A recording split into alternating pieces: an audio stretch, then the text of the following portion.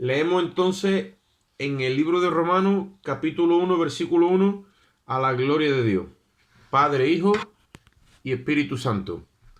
Dice así la palabra: Pablo, siervo de Jesucristo, llamado a ser apóstol, apartado para el evangelio de Dios, que él había prometido antes por sus profetas en las santas escrituras, acerca de su Hijo nuestro Señor Jesucristo, que era del linaje de David según la carne, que fue declarado Hijo de Dios con poder, según el Espíritu de santidad, por la resurrección de entre los muertos, por quien recibimos la gracia y el apostolado para la obediencia a la fe en todas las naciones por amor de su nombre, entre las cuales estáis también vosotros, llamados a ser de Jesucristo, a todos los que estáis en Roma, amados de Dios, llamados a ser santos. Gracia y paz a vosotros, de Dios nuestro Padre y del Señor Jesucristo. Vamos a hacer una oración. Padre, te damos gracias en esta bendita hora, Dios mío, por tu infinito amor y misericordia. Te rogamos, Dios mío, en esta tarde que tú ministres tu palabra por tu espíritu a nuestros corazones, Dios mío, que tú la impartes, Dios mío, con la revelación, Dios mío, incluida, Padre, para tener en esta hora, Dios mío, esa visión celestial, para que tu espíritu, Dios mío, venga abriéndonos el entendimiento, iluminando, Dios mío, nuestra capacidad, Dios mío, de entender tu plan, proyecto y todo lo que tú te has trazado con nosotros a través de Jesucristo, Señor. Amplía más la visión, Señor. Revélanos en esta hora, Señor. Imprime a tu Hijo Jesucristo en lo profundo de nuestro espíritu, Señor, para que cada uno de nosotros, Padre, pueda traer la imagen de tu Hijo amado en nuestras vidas, Señor, cada vez que nos expresemos, Señor. Te damos gracias y en ti seguiremos esperando en el nombre de Jesús. Amén. La epístola a los romanos se le ha conocido como nuestra carta de libertad. Si alguien quiere tener algún documento certificado de lo que ha sucedido en su vida por medio de Jesucristo, tranquilamente puede coger la epístola a los romanos y uno se presenta donde tenga que presentarse. Yo tengo aquí escrito que Romanos es nuestra carta de libertad a nivel jurídico o judicial, donde queda registrado ante notario que somos libres, tanto judicialmente como moralmente como espiritualmente. Hemos sido declarados por Dios justos. Y eso es lo más grande que puede recibir un pecador en esta tierra. Eso le tiene que sacar un gloria a Dios a un muerto si hace falta. Dios coge a pecadores llenos de pecados y los declara justos, como dijo el profeta Isaías. Si tus pecados fueran rojos como la grana, vienen a ser blancos como la nieve. Si fueran rojos como el carmesí, vienen a ser como la blanca lana. ¿Por qué? Por medio de los méritos de Jesucristo. La epístola que refleja con más claridad lo que ha sucedido con nosotros como pecadores arrepentidos a nivel judicial, a nivel moral y a nivel espiritual es la epístola a los romanos. ¿Y por qué yo digo que es ante notario?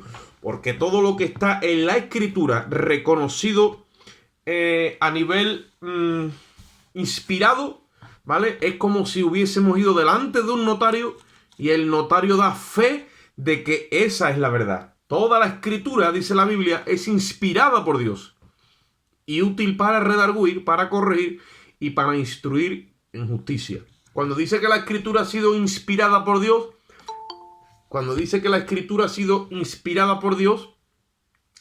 es que Dios le ha metido de su aliento. Cuando tú inspiras aire, eso se llama inspirar, y cuando tú lo expulsas es expirar. Inspirar, expirar. Entonces Dios ha cogido su palabra y la ha llenado de su espíritu. La palabra espíritu es viento, es neuma. En el griego, neuma es viento. Cuando nosotros nos metemos en el espíritu de la escritura, nos llenamos de esa inspiración que Dios le ha dado a su palabra, y ese neuma, ese espíritu que es aire comprimido, entra en nuestro espíritu y vamos cogiendo ese peso de gloria. El peso de la gloria de Jesucristo resucitado.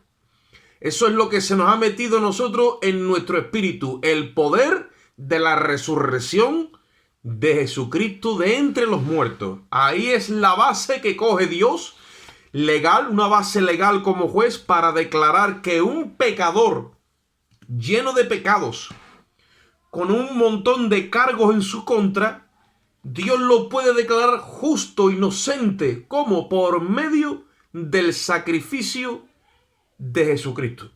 Entonces nosotros tenemos que entender eso poco a poco por el Espíritu, porque hasta que no entendamos literalmente todo esto por el Espíritu, nuestra vida espiritual o nuestra carrera en el Evangelio o nuestro crecimiento se queda como paralizado. Entonces yo, hablando con mi señora, hermana Gema, hablando ayer con ella, yo puse aquí unos pensamientos míos y yo empecé a explicarle una situación en cuanto a lo que la palabra de Dios revela acerca de Jesucristo. Jesucristo, cuando tú lo ves desde el Génesis hasta el Apocalipsis, ¿vale? Tú vas a ver a Cristo como el Verbo. Después lo vas a ver a Cristo, que es el Verbo encarnado, o sea, Cristo hecho carne. Después lo vas a ver crucificado, Jesucristo crucificado. Después vas a ver a Cristo resucitado. Después vas a ver a Cristo glorificado, o sea, resucitado en gloria. Después vas a ver a Cristo ascendido. Vas a ver a Cristo ascendido arriba y después vas a ver a Cristo otra vez volviendo aquí abajo como hecho espíritu, que es espíritu vivificante.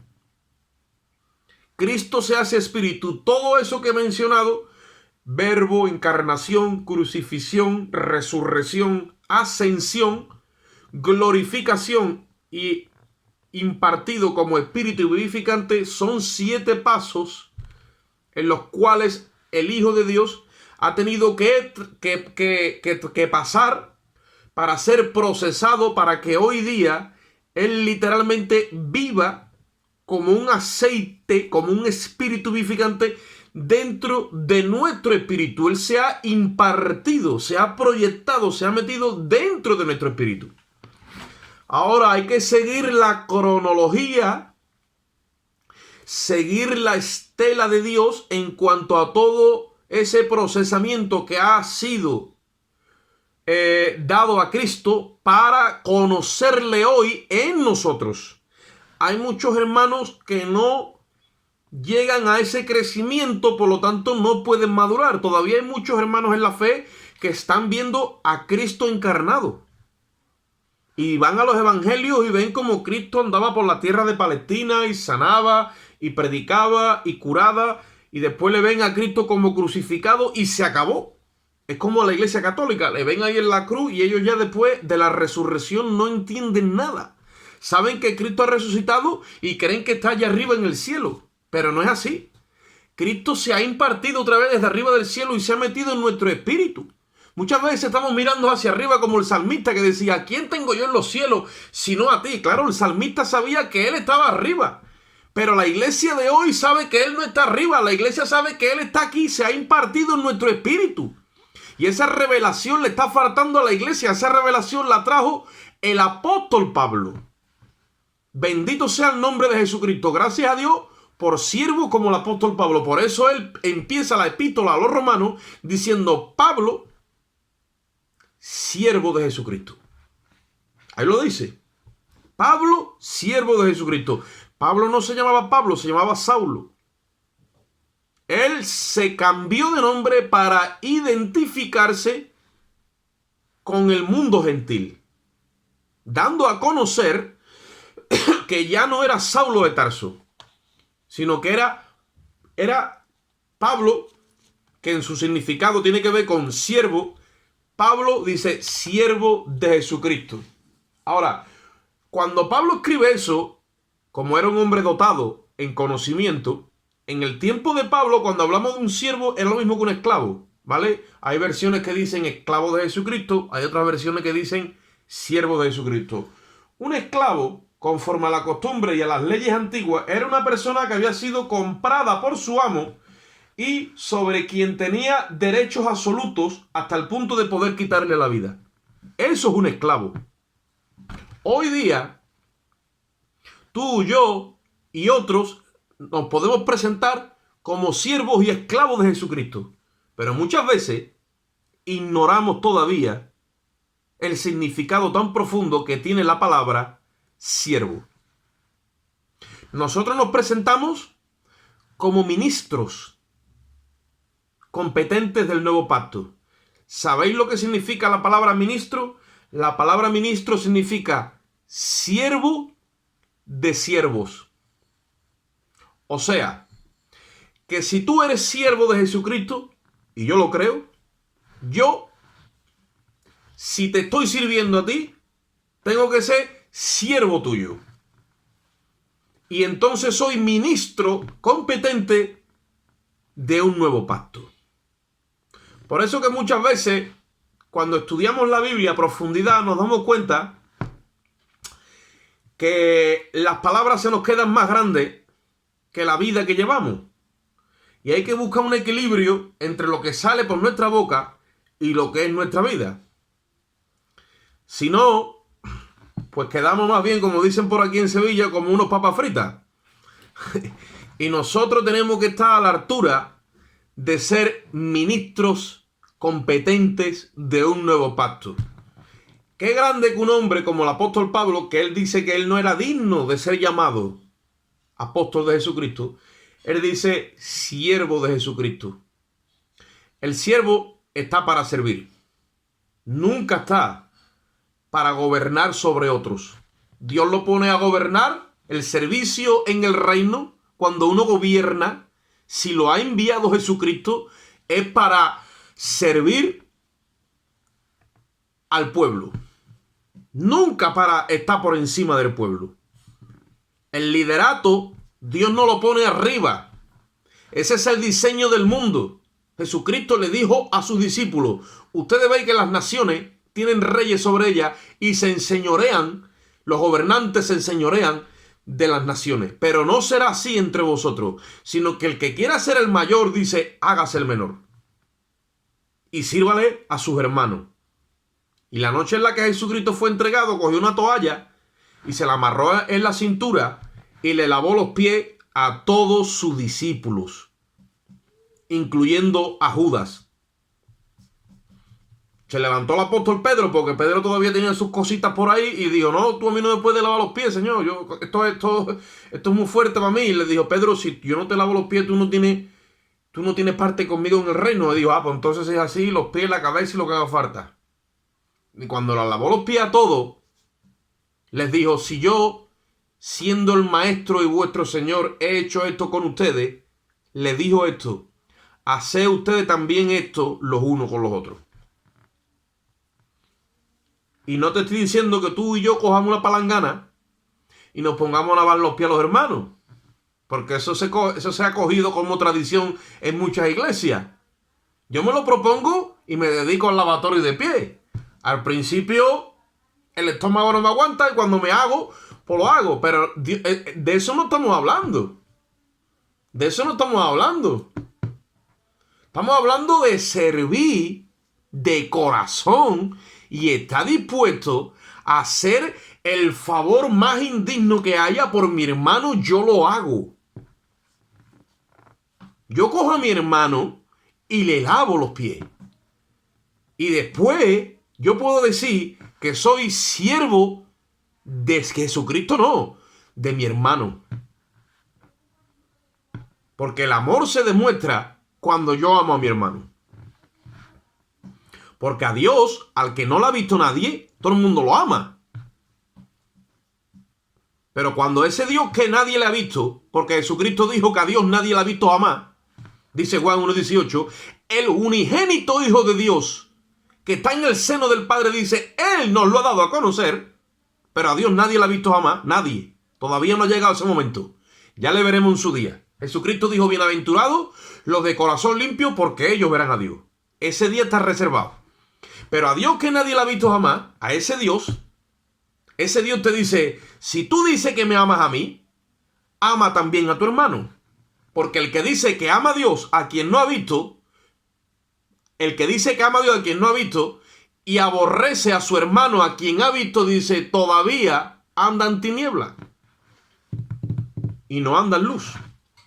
Por lo tanto, cuando hablamos de Pablo, apóstol de Jesucristo, el apóstol Pablo estaba dispuesto a dar la vida por su Señor, porque era siervo de Jesucristo.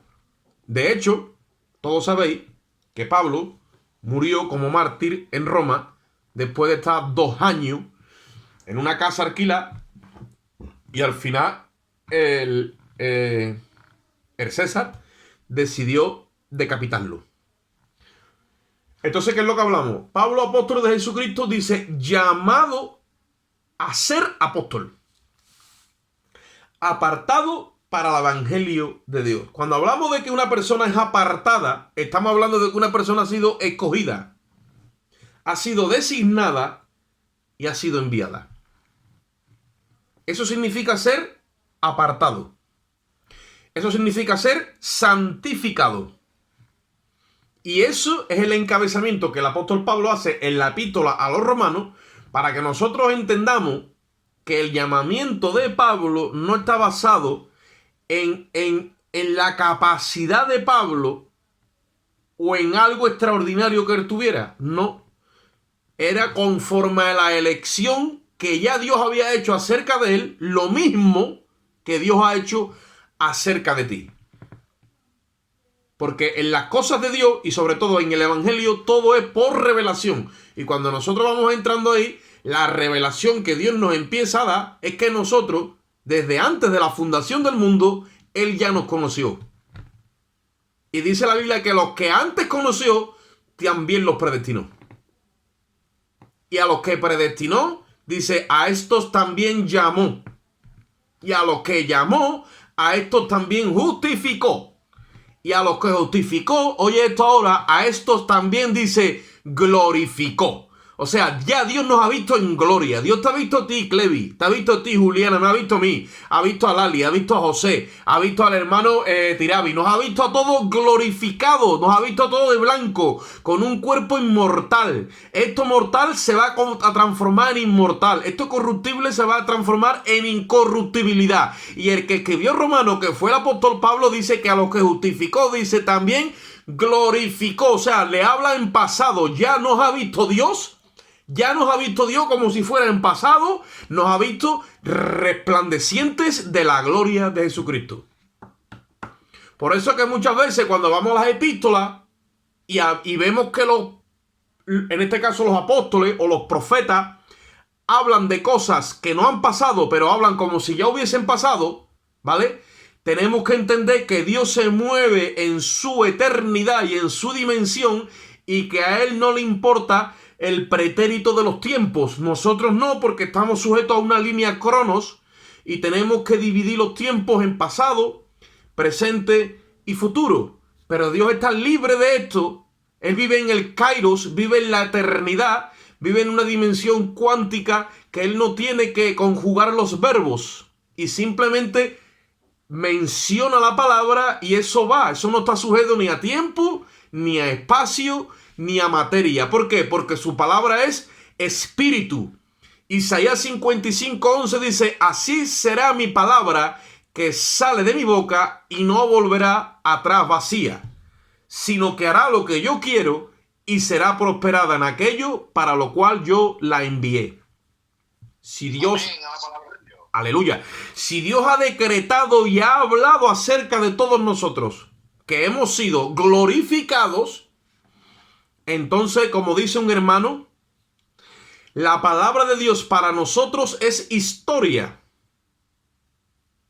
del futuro, porque para Dios el futuro es historia. Pero para nosotros que aún no ha venido, cuando nos elevamos a su dimensión, podemos llamar a las cosas que no son como si fuesen. ¿Por qué? Porque delante de Dios todo ha sido. Y cuando Dios te instale la mente de Jesucristo y tú dejes de ver a Jesucristo en su encarnación y entres en la forma de su derramamiento de espíritu vivificante y tengas ese crecimiento y esa madurez, porque el apóstol Pedro dice que tenemos que crecer en la gracia y en el conocimiento de Dios, Cuando tú entres en eso, entonces tú vas a tener la mente de Cristo. Y cuando un cristiano anda caminando en el Espíritu con la mente de Cristo, llama a las cosas que no son como si fuesen. Porque las cosas que se ven son temporales, pero las que no se ven son eternas. Y a esa eternidad pertenece nuestra identidad.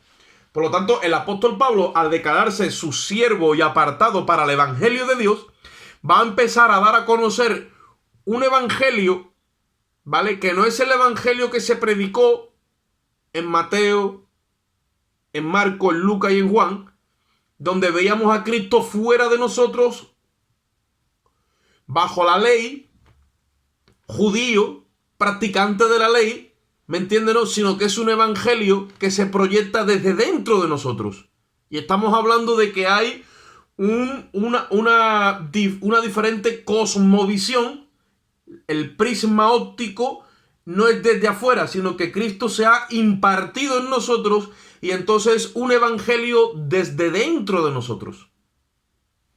Si tú entonces no has entendido Cristo como verbo, encarnación, crucifixión, resurrección, ascensión, glorificación y espíritu vivificante, entonces todavía te faltan unos cuantos de pasos para entrar a esa madurez. La epístola a los romanos da a conocer todo eso, ¿vale? Y es ahí donde entonces tenemos, yo he conocido a personas que me han dicho, hermano, yo había leído Romanos, pero cuando yo me puse a estudiar detenidamente el libro de Romanos, eso ha sido una revolución en mi vida. Porque cuando verdaderamente me he agarrado de la justicia perfecta por medio de la fe. Y es que entonces he empezado a entender a toda profundidad lo que significa la gracia de Dios. Porque donde abunda el pecado, dice la Biblia, sobreabunda la gracia de Dios. Amén. A los religiosos no les gustan estos términos, porque el religioso se quiere ganar el favor de Dios con su propia justicia. Aunque con la boca no lo reconoce, con sus hechos sí lo hace. Y después empieza a mezclar sus hechos con la obra de Cristo, lo rebuja. Por eso cuando vamos al latín y buscamos la palabra religión, nos sale el término religar, ¿ves? Es la obra de Dios religada con la nuestra. La obra de Dios está acabada, está terminada y está perfecta. Y se llama Jesucristo y este crucificado y resucitado para nuestra justificación. Y lo diremos una y mil veces para la gloria de Dios y enojo del diablo. Porque si el diablo se enoja, yo muchas veces cuando lo veo enojado digo, pues venta la palabra y arañate la cara con Romano, con Gálatas, con Hebreo y con todo lo que encuentre por ahí. No te enfades conmigo. Yo me estoy gloriando en el Señor. Y eso es lo que Él no quiere. Él no quiere robar el gozo que con tanta fatiguita nuestro Señor Jesucristo ganó en la cruz del Calvario para todos nosotros. El gozo del Señor, dijo el profeta, es nuestra fortaleza. Ahí está nuestra fuerza. En el gozo del Señor. ¿Por qué? Porque ese sacrificio ha sido el sacrificio más grande que se ha hecho en este planeta y en la historia de los hombres. Por eso es que el diablo no quiere que hablemos de esto. Y quiere que hablemos de política, de deporte, de esto, de lo otro y de aquello. Pero no vayas a sacar mucho a la luz lo que pasó en la cruz. Porque ahí hay una dimensión de luz, ¿vale? Que cuando los hombres empiezan a recibir esa luz, el Dios de este siglo, como dice la palabra, que los tiene cegados en su entendimiento, el sacrificio de la cruz es tan potente y esa luz es tan gloriosa que les empieza a iluminar y los empieza a guiar al arrepentimiento. Y el diablo no quiere que la gente vaya hacia el arrepentimiento. El diablo quiere que la gente ande en reverdía en contra de Dios, en obstinación, en rebelión. Por eso es que nosotros tenemos que sacar a flote el mensaje de la cruz. Y primero hay que ganar a los mismos cristianos dentro de las mismas iglesias. Hay que reevangelizar a la iglesia. Hay que rescatar a la iglesia que ha quedado atrapada en doctrinas de hombres, el legalismo, el libertinaje también algunos. Entonces, la epístola a los romanos, como he dicho antes, es nuestra carta de libertad. A nivel judicial, a nivel moral y a nivel espiritual. El tema central, ¿cuál es? Es la justificación por medio de la fe. Dios nos imparte la justicia perfecta de su Hijo Jesucristo de una forma gratuita por medio de la fe. Cuando tú hablas en estos términos, te das cuenta que el que es humilde se goza porque disfruta también de esa gracia. Pero el religioso, como se ha quedado añejo, se vuelve soberbio y no quiere que tú pongas tan fácil la salvación. Quiere que la ponga difícil. Y el que ha hecho el mérito de todo lo difícil de la salvación se llama Jesucristo. Y nuestra salvación, para todos los religiosos que lo sepan, es mucho más difícil de lo que nuestra propia mente puede llegar a calcular.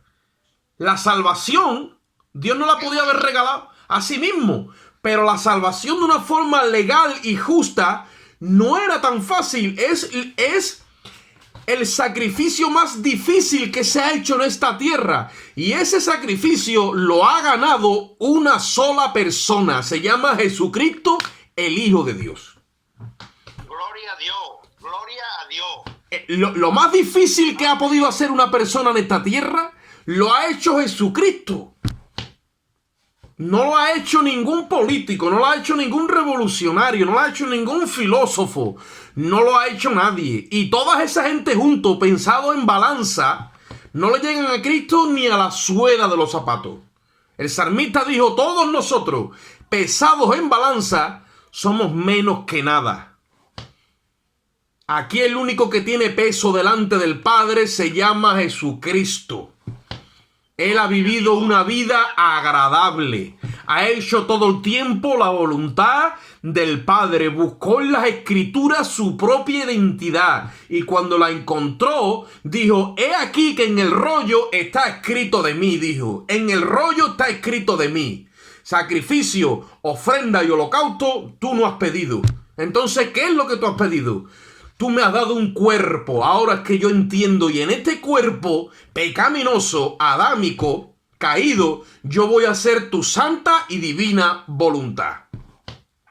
Por lo tanto, todas las medallas que nos colguemos nosotros, y si alguno aquí tiene que colgar la medalla, yo ya te digo que te la puedes ir quitando, ¿vale? Esas medallas las tenemos que tirar a los pies de Jesucristo. Cuando le veamos un día allí en la gloria, le vamos a tirar las medallas, las coronas y todo lo que tengamos, se lo vamos a tirar a sus pies y le vamos a decir, aquí estamos cada uno de nosotros por tu bendita gracia, porque con tu sangre tú nos has comprado y tú nos has lavado y nos has hecho reyes y sacerdotes para tu Padre, ¿vale? Nos has hecho reyes y sacerdotes para siempre gracias a ti. Aquí no hay mérito ninguno, entonces no me ponga corona, porque la corona te la mereces tú y se la vamos a tirar allí a los pies y vamos a reconocer que toda la gloria, que toda la honra y que toda la alabanza le pertenece a él. Amén. Gloria a Dios. Entonces, como Pablo sabía eso, empieza la epístola y dice, Pablo, siervo de Jesucristo. Siervo de Jesucristo. O sea que si alguien tiene que llevar la maleta con las babuchas del Señor, los calzoncillos, el desodorante y el cepillo de dientes, dice Pablo, ese soy yo. Ahora, no hay cosa más grande que servirle al Maestro, al Rey de Reyes y Señor de los Señores. Amén. Por eso a Pablo se le llenaba la boca cuando decía, sí, siervo, claro, soy una babucha, pero te voy a decir una cosa, siervo de Jesucristo. Cuando la iglesia en los días de hoy dice que somos siervos, el pastor, el siervo de Dios, el otro, muy bien, vale, la iglesia no es sierva de Jesucristo, no, la iglesia es ministros competentes del nuevo pacto, y el Señor dice, tú eres mi siervo, sí, dice, pues sírvele a este mi hijo también, sírvele a tu hermano. Si tú dices que tú estás en luz, como yo estoy en luz, no puedes aborrecer a tu hermano, porque dice que el que está en luz y aborrece a su hermano, dice, todavía está en tinieblas. Coja a tu hermano que está caído, que está reventado, que la religión lo ha tirado en una esquina, que la medicina también la ha tirado, la familia también la ha dejado de lado, ya no tiene más solución, no. Pues ahora cuando ya está en la basura de las basuras, ahí llega Jesucristo, le mete la mano y lo saca. Y ahí empieza la obra. Y como la obra empieza ahí en lo más bajo, ya nadie se va a colgar la medalla, porque Dios ha ido a lo más bajo. Y ha dicho, cuando todos ustedes la habéis tirado, que ya nadie ha querido saber nada más de él ni de ella, ahí he empezado yo mi obra. Y ahora cuando veáis mi obra, no vaya a tener más remedio que decir gloria a Jesucristo. Gloria a Dios. Esa es la obra del Espíritu Santo. Esa es la obra donde ningún hombre puede meter tampoco las manos. Porque como el hombre meta la mano, daña la obra. La obra la hace el Espíritu Santo, que es el único que santifica, es el único que justifica, es el único que hace la obra. Te regenera, te santifica, te aparta, hace toda la obra el Espíritu Santo. Y una de las herramientas que usa, ¿cuál es? La palabra, las epístolas. Por eso dice el apóstol Pablo, siervo apóstol de Jesucristo, apartado para el evangelio de Dios, que él había prometido antes, dice, por sus profetas en las santas escrituras. Pablo había sido comprado para servir a Dios y ministrar a su pueblo, no según una vida natural, no, sino según una vida regenerada. Ahí está el poder nuestro. Cuando tú has recibido en tu espíritu lo que se le llama en teología la regeneración, y yo también, ¿qué es la regeneración? Recibir el Espíritu de Jesucristo en mi espíritu. Le dijo Jesús a Nicodemo, Nico, si tú no naces de nuevo, tú no puedes ver el reino de los cielos. ¿Cómo puede nacer de nuevo el hombre? ¿Qué hago? ¿Me voy otra vez al vientre de mi madre? Todavía Nicodemo con la mente natural. Todavía el hombre caído intentando de entender las cosas de arriba. Jesús le dijo, si os he hablado cosas terrenales y no las entendéis, ¿qué vais a hacer cuando os hable las celestiales? Entonces, tiene el hombre que tener el Espíritu de Dios, que es el que le da vida a su espíritu, para poder Dios tratar con él. ¿Por qué? Porque Dios, cuando trata con el hombre, trata con su espíritu. Dios es Dios de vivo, no es Dios de muerto.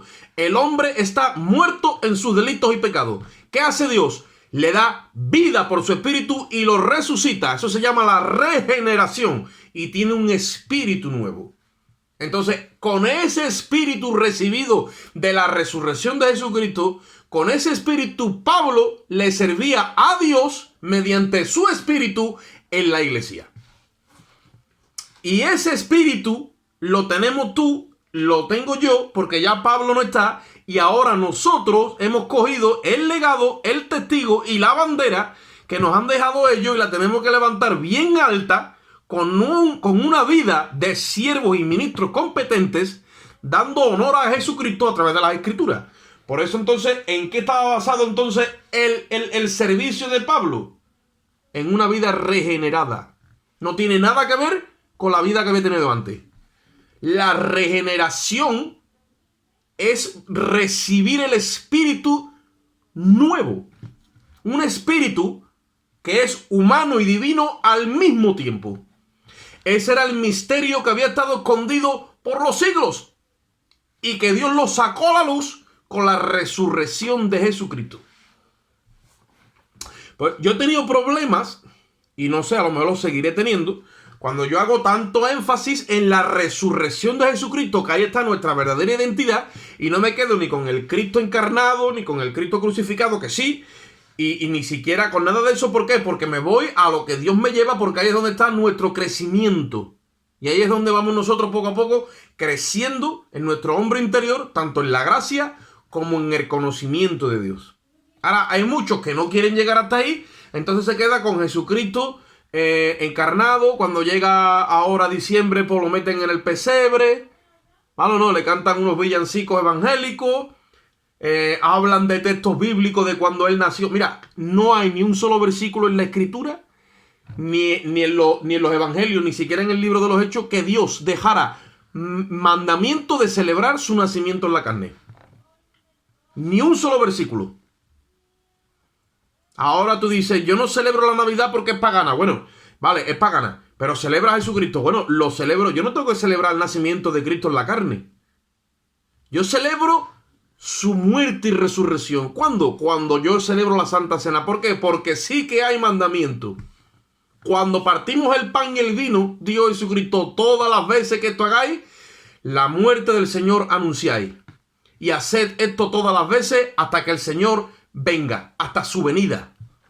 ¿Por qué? Porque en su muerte y resurrección está nuestra nueva identidad, que ahí hemos nacido de Dios y tenemos un espíritu regenerado. El nuevo hombre sale para afuera. Si yo no celebro eso, estoy cortándole el paso a Jesucristo, porque Jesucristo ahora se está impartiendo en mí. Pedro lo señaló desde afuera y dijo, tú eres el Cristo, el Hijo del Dios viviente, le dijo. Y fue por revelación. Pero Jesús estaba fuera de Pedro. Jesús estaba fuera de Pedro. Estaba uno en un lado y otro en otro. Pero cuando el apóstol Pablo empezó su ministerio, Jesús no estaba fuera de Pablo. Jesús estaba dentro de Pablo. Y esa es la revelación que la iglesia tiene que tener.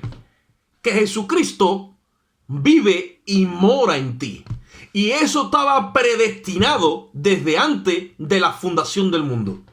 Que tú ibas a ser una bombilla, que tú ibas a ser una lámpara, donde vas a proyectar la gloria de Dios. ¿Por qué? Porque eres la iglesia, la plenitud de aquel que todo lo llena en todo. Esa es la iglesia. Y Jesucristo es tu cabeza, Él te dirige, pero tú eres su cuerpo. Entonces, la revelación de Pablo era que él estaba revelando a Cristo desde dentro de él. Por eso es que el evangelio que Pablo predica no es el mismo que se ministró en los evangelios, porque está ministrando a un Cristo impartido en espíritu y tiene la revelación judicial, moral y espiritualmente de lo que pasó en la cruz. Vamos un momentito a Gálatas capítulo 2. Gálatas capítulo 2. Gálatas 2, ¿no? Gálatas capítulo 2. Versículo 15.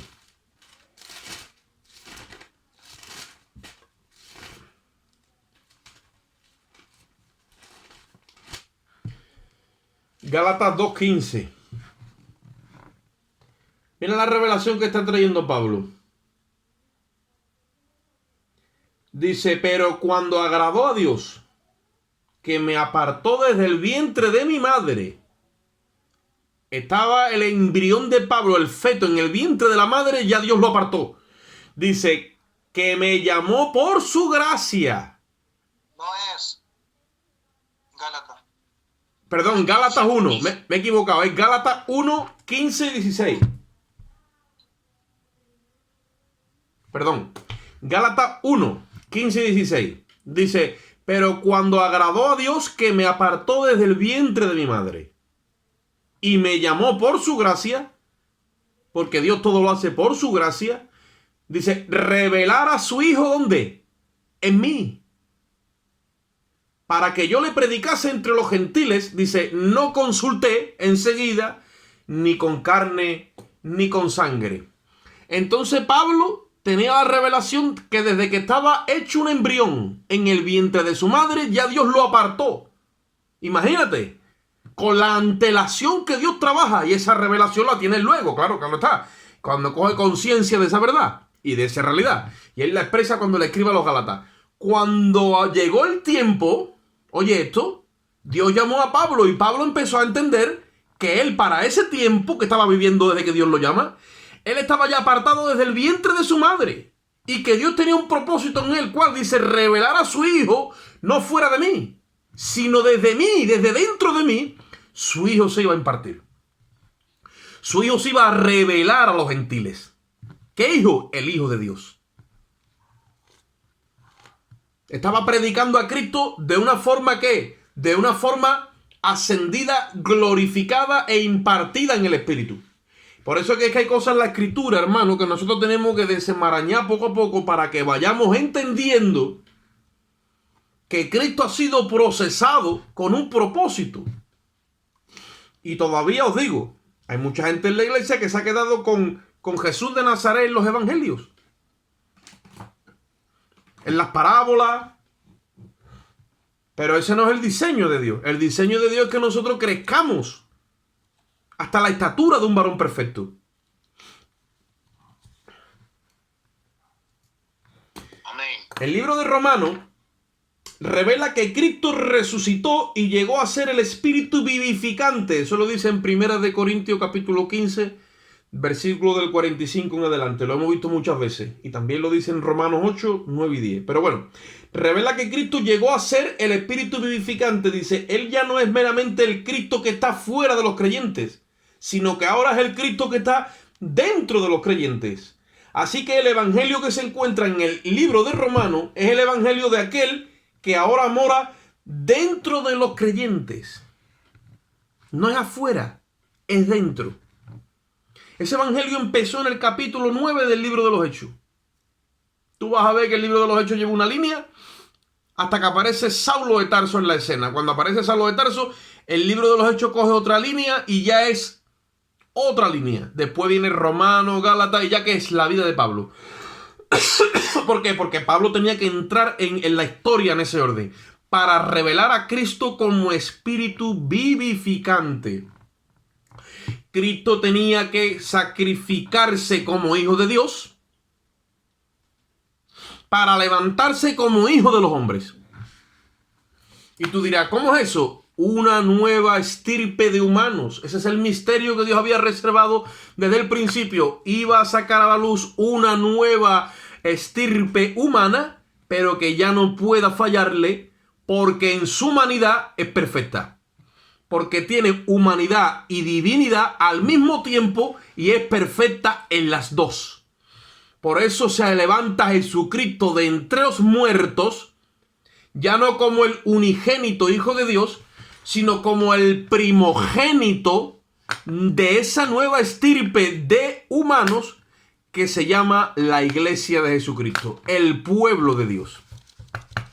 Tendríamos que seguir viendo versículos. Lo que pasa es que ya el tiempo casi nos ha alcanzado hoy, ¿vale? Pero tendríamos que seguir viendo versículos donde nosotros vamos a ver claramente lo que pasa. Ahora, el Hijo de Dios, Él posee tanto humanidad como divinidad. ¿Cuándo? Cuando se ha levantado entre los muertos. ¿Os acordáis cuando hablábamos aquel día que hacíamos el paralelismo del capítulo 4 del libro de Zacarías, cuando él vio aquel candelabro con las 7 lámparas, encima vio el depósito con los 2 olivos? ¿Os acordáis? Eso es un paralelo en la escritura, ¿vale? Es un paralelo a lo mismo que vimos en el libro de Mateo capítulo 17, cuando Jesucristo se transfigura. Está resplandeciente, con vestiduras blancas, y tiene a un olivo al lado, Moisés, y otro olivo al otro lado, Elías. Eso era la misma visión que vio Zacarías. Jesucristo resucitado. Jesucristo iluminando a todo alma, a toda persona, porque ahora como espíritu vivificante está autorizado para convencer al mundo de pecado, de justicia y de juicio. Iluminando su conciencia, revelándoles a los hombres su condición judicial, moral y espiritual, haciendo uso de la ley y trayendo esa luz a los hombres para llevarlos al arrepentimiento. En esas vestiduras blancas resplandecientes está la iglesia metida, ya es el cuerpo de Jesucristo. Tiene la gloria de Dios en ella. Colosenses 1:27 dice, es Cristo en vosotros la esperanza de gloria. Por eso dice que el ministerio de condenación, que es el que trajo Moisés, ¿vale? No se puede comparar en gloria con la gloria más inminente, que es la que tenemos nosotros. Y si el ministerio de condenación fue con gloria, ¿cuánta más gloria no tendrá el ministerio de justificación, que es el que predicamos nosotros a través de las epístolas? Por eso es que hemos sido hechos ministros competentes de un nuevo pacto. Ahora, ¿qué es lo que ha sucedido? ¿Cuándo empieza todo esto? Cuando Jesucristo se levanta de entre los muertos. Porque no se levanta como Dios. Se levanta como hombre que ha vencido al pecado, que ha vencido a los demonios, que ha vencido la muerte. Un hombre, oye esto, que todos muchos en teología no lo entienden. Un hombre ha vencido.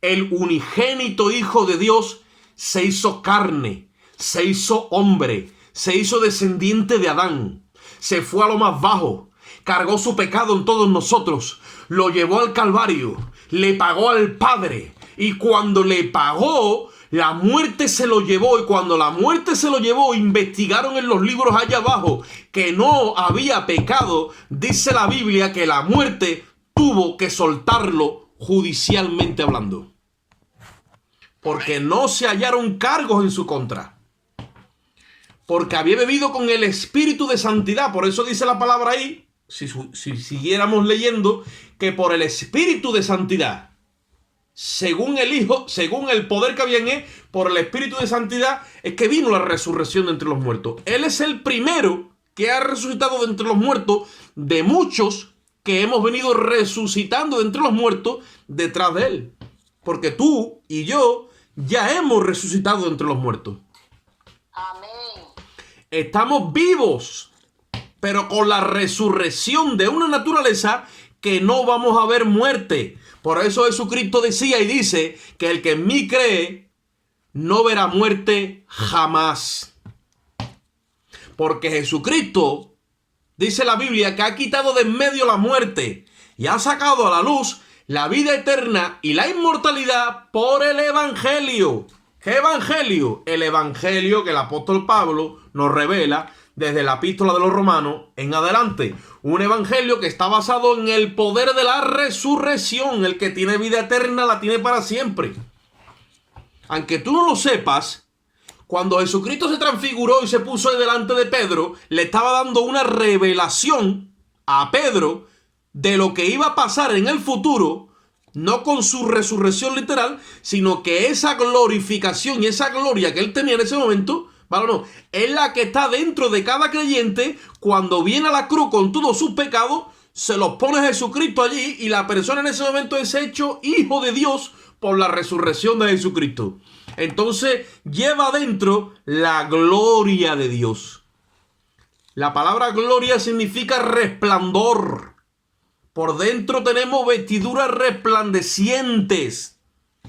Acuérdate que Jesucristo le dijo a la iglesia de la Odisea mediante el ángel y el apóstol Juan: yo te aconsejo que compres de mí oro refinado en fuego. Cuando tu fe es probada y tú crees en todas estas cosas, lo que se destila de tu fe cuando es refinada es la fe de Jesucristo.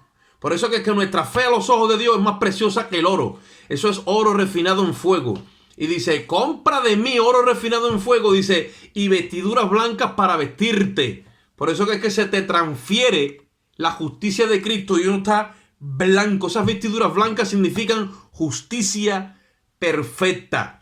Y cuando nosotros nos hemos agarrado al poder de la resurrección de Jesucristo, nosotros caminamos en la justicia perfecta. No nos preocupamos ni un ápice en añadirle a nuestra justicia nada más, porque nuestra justicia está completa en el sacrificio de Jesucristo. Estamos blancos desde la cabeza hasta los pies, llenos de la gloria de Dios. Ese aceite que viene bajando como bajaba por la barba de Aarón es el que ilumina nuestro entendimiento, y ese entendimiento viene cubriendo todo nuestro ser, de manera que todo lo que hacemos, miramos, oímos, tocamos, andamos, todo es la gloria de Dios en nosotros, porque la iglesia es la plenitud de aquel que todo lo llena en todo. La plenitud es algo que no tiene fin. La plenitud es inagotable. La plenitud nunca se acaba. Viene del griego pleura, es infinito.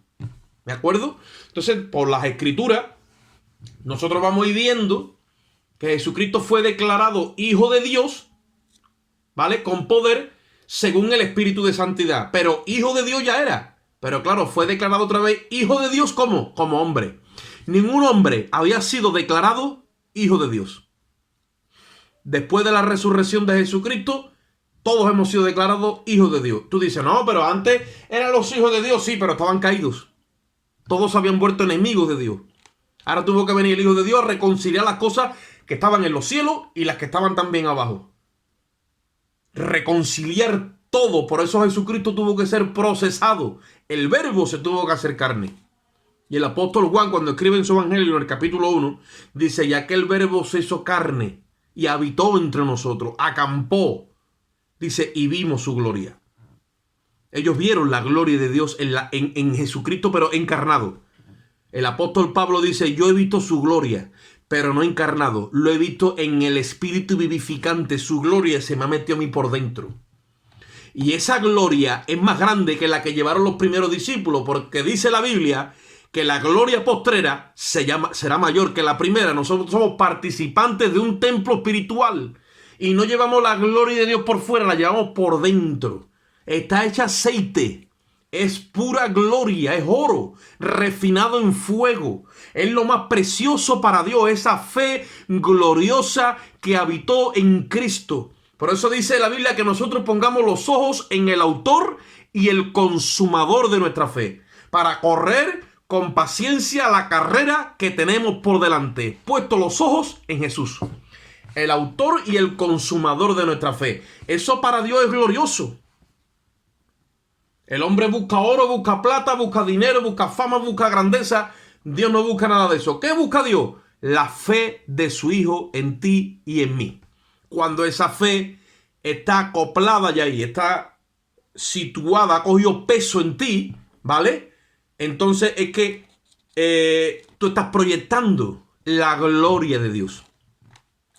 La imagen del Hijo de Dios se está formando en ti y se está formando en mí. Por eso es que tenemos que ser procesados en nuestro entendimiento, ofrecer nuestros cuerpos en sacrificio vivo, ¿vale? No conformarnos a este siglo, y en ese procesamiento vemos por las Escrituras a Cristo hecho el verbo, Cristo encarnado, Cristo crucificado, Cristo resucitado, Cristo glorificado, Cristo ascendido, y ahora ya parte de la Escritura lo veo en mí hecho Cristo como espíritu vivificante. No mires para arriba, mira para adentro. Él está morando en tu espíritu. Somos sucursales del Dios viviente. Y a Dios lo mismo le da que le da lo mismo. Él opera desde arriba como que opera desde abajo, porque tú eres propiedad de Dios. Has sido sellado con el Espíritu de Cristo como el sello de la propiedad. La Biblia dice que es las arras de la propiedad adquirida. El Espíritu Santo. El Espíritu Santo es el sello que Dios nos pone como la señal de que ha adquirido una propiedad. Nadie puede invadir esa propiedad. Tú y yo somos de la propiedad de Dios. Y hemos sido hechos hijos de Dios según el poder de la resurrección de Jesucristo. Y ahora, si siguiéramos leyendo, que ya lo dejamos ahí, dice: por quien recibimos la gracia y el apostolado. Gracias a los méritos de Cristo. Entonces, por ahí donde nosotros recibimos la gracia y el apostolado para la obediencia a la fe. Es una fe la cual nosotros obedecemos, ¿vale? Pero no por una imposición, ni por un mandamiento de hombre. Es porque nosotros, en un espíritu de agradecimiento, al recibir por gracia, ¿me entienden? No? Y somos enviados, porque esa es la palabra, enviados. En cierto modo, todos tenemos un cierto toque de apóstoles, porque todos hemos sido enviados por ese espíritu. Hemos sido apartados para el evangelio. Pero claro, no es un apostolado como el que hoy día se dicen los que dicen que son apóstoles. A una de las iglesias le dice: yo sé que tú has visto a los que se llaman apóstoles y no lo son. Lo has hallado mentiroso. Y hay por ahí muchos que dicen que son apóstoles y evidentemente pues no son apóstoles. Ahora, ¿habrá apóstoles? Claro que hay apóstoles. Un verdadero apóstol tiene que tener las señales del apostolado. Y la iglesia como tal es apóstol. ¿Pero qué iglesia? La iglesia de Cristo. La iglesia que está caminando en este espíritu vivificante. La iglesia que conoce la revelación de las Escrituras. La iglesia que se da en servidumbre a este mundo y a sus hermanos. ¿Qué es lo que sucede? Que en esa claridad es donde podemos traer a otros a Cristo. si no tenemos esta claridad y todavía hay oscuridad en nosotros, pues entonces, ¿qué es lo que yo os he hablado? Muchos están todavía con Jesucristo en los evangelios. Y están viéndolo, pues... Y ahora muchos están preparando el pesebre y lo van a meter otra vez en el pesebre con María, José, la mula y el buey. Y ahí es quien le pone arde las castañas también por allí echando humo. Pero nosotros le tenemos viviendo en nuestro espíritu. Y yo no voy a estar pendiente de... Yo, hermano, ahora cuando llegue la Navidad, a lo que le entro es a los mantecados y a las paletillas de jamón, si puede ser. A ver, muy bueno para este tiempo. Y a los gambones también. A los jambones, pero a Jesucristo yo no lo llevo otra vez para el pesebre. Yo sigo andando con el Cristo resucitado, gozándome y gloriándome en el Señor. Para que no se detenga la carrera por la que vamos pasando, ¿vale? No, es una universidad. Esta carrera es la de la Universidad de Jesucristo. Y vamos todos en ese crecimiento. Así que vamos a dejar esto en las manos de Dios con una oración. Vamos a seguir el jueves que viene, si Dios lo permite, o el domingo, ¿vale? Y ahora cortamos la grabación. Padre, te damos gracias en esta hora por tu infinito amor y misericordia, Señor.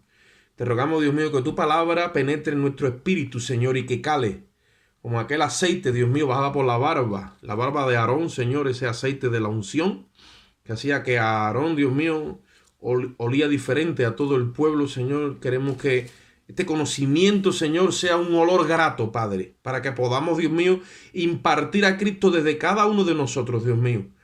Y si somos olor de muerte, pues que seamos olor de muerte para los que se pierden. Pero para los que se salvan, queremos ser grato olor de vida. Así que este conocimiento imprégnalo en nuestro espíritu, Señor, para que podamos en esta hora servirte con todo nuestro corazón. Te damos gracias, Señor, y en ti esperamos en el nombre de Jesús. Amén.